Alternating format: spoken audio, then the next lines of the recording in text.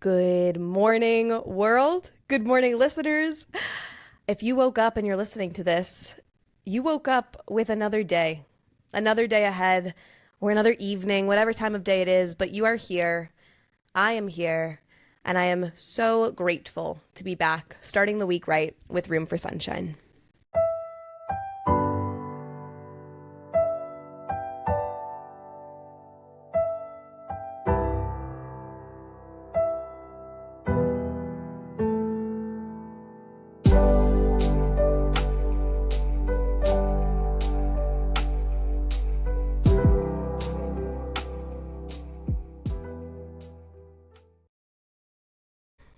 So we missed last week.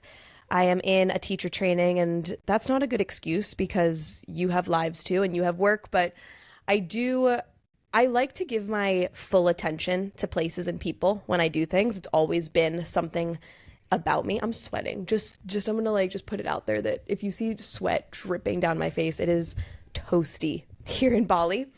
So anyways, that glow that I have is it is natural. It is a glow of sweat. Precipitation leaving my face. Okay, moving on. I was gone last week. I'm excited to be back now. And I want to talk about something that I read and has been prominent on my mind. I keep talking about it in yoga classes, and I want to bring it here because it's relevant to how we live our lives, which is the point of this podcast, is how are we living? How do we want to be living? And what's that gap? What do we have to change or do to at least just bring awareness to where we are and where we want to be? And so I'm reading one of Joe Dispenza's books. And if you don't know Joe Dispenza, he is an incredible doctor, writer, basically speaks about energy and philosophy, but in a scientific way. So I love a lot of his material because for me, teaching yoga, but also I would say somebody who's pretty balanced left and right brain, creative and logical, I think it's a really tangible way for someone who doesn't necessarily buy into auras and chakras and some of these things you might hear about in the more spiritual world, understand it on a mechanical sense. So I'm reading one of his books right now, and there was a fact just kind of dropped in the page that blew my mind. And maybe it's something you already know, but it is related to our senses. And when our eyes are open, 80% of the information that we are taking into our brain is coming from our eyes. 80%. So we have all of these senses, right? Or, one could have eyesight, ears, sound, smell, taste, sight, smell, and feeling. Right, feeling the breeze on the skin. I hope I got that right. It is the morning for me too. So of the 5 major senses, 80%, when our eyes are open, 80% of the information we're taking in is coming from our eyes, and another 10% is coming from sounds. So that means that smell, taste, and feeling make up the other 10%.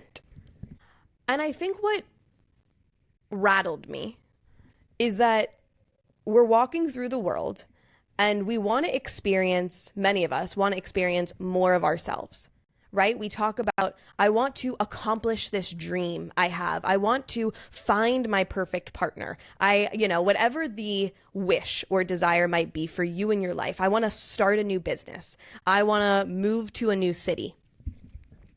And so we have these big ideas, and we're using the mind to try and figure out how to bring these things to fruition. But then you listen to that statistic, and what I'm thinking to myself is, on a practical sense, we are missing out on so much of the world. If 80% of our energy and understanding is coming through the eyes, we have all of these other tools that we're not even tapping into. And so what I start to go in my internal processor is what information does taste have that I'm not getting that might be able to support me in my dreams? How much of the world am I not experiencing consciously that could elevate my awareness of what's happening around me. On a factual basis, everything has energy. We are all made of matter. We are all made of energy. And so when people talk about manifestation and all these big concepts, really what we're talking about is working with the field of energy. And energy lives in everything. So if we're walking through the world and most of what we're learning about is through eyesight, hence watching other people, watching movies, reading books, there is so much information that's being completely untapped into. We're not tapping into our full potential as human beings who have all of these other resources literally at our fingertips, at our tongue tip, at our nose tip.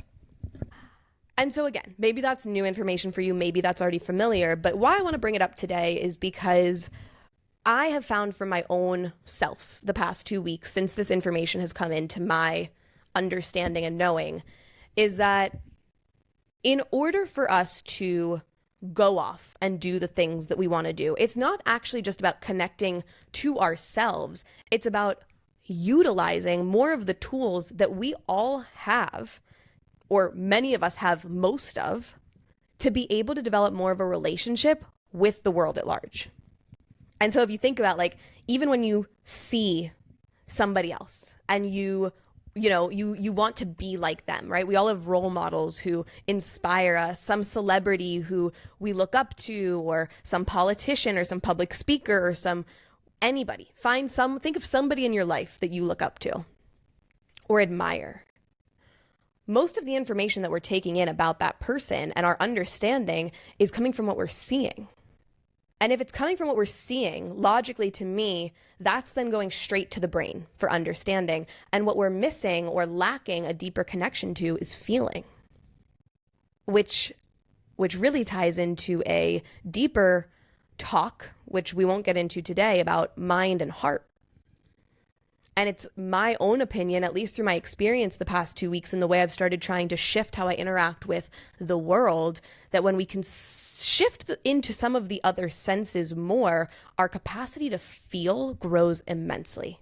When we watch other people and maybe close down the eyes and just experience the energy of other people, or listen to other people, or even smell other people, we can gain new information and new understanding about who that person is, why they are the way they are, how they're feeling, and connect on a deeper level, which, at least for myself, when I'm connecting with people, I want to go deeper. I want to get to understand more of what makes other people tick. And so that's kind of a tangent. That's my own perspective. But I really just want to emphasize how much of what we're taking in is coming from our eyes. So if you have eyesight, can you use it less this week? When you need to come up with an answer for something, can you close down your eyes and feel and use your environment, use the feel of the breeze on your skin, use the smells, use the taste, use the sounds to help guide and inform your decisions, as opposed to relying on what we see? Because the problem with what we see is oftentimes it's only a part of the story. It's an illusion to some degree.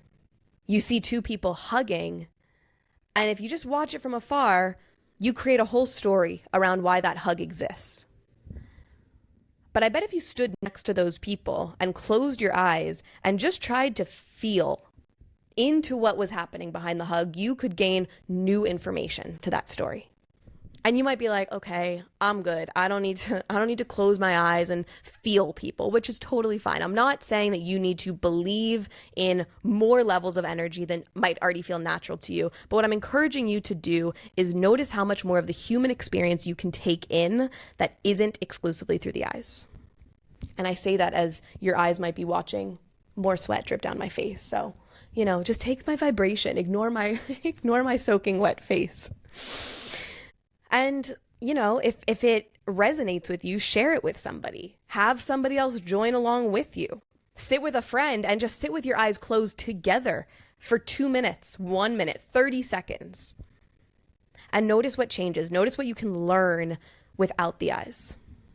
And then I think with anything, the more time we spend not relying on one thing, the more we actually start to appreciate it, and the more we can understand how to use it.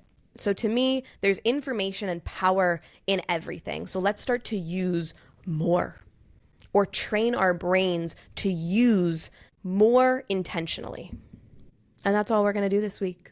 Less eyes, more smells, more tastes, more sounds. Basically, I'm saying just go out and eat a delicious bowl of pasta and eat it with your eyes closed and savor every single bite. Let me know how that goes.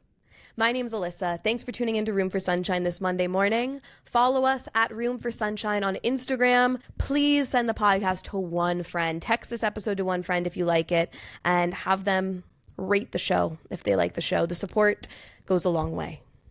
Thank you all so much. Lots of love, and I'll see you next week.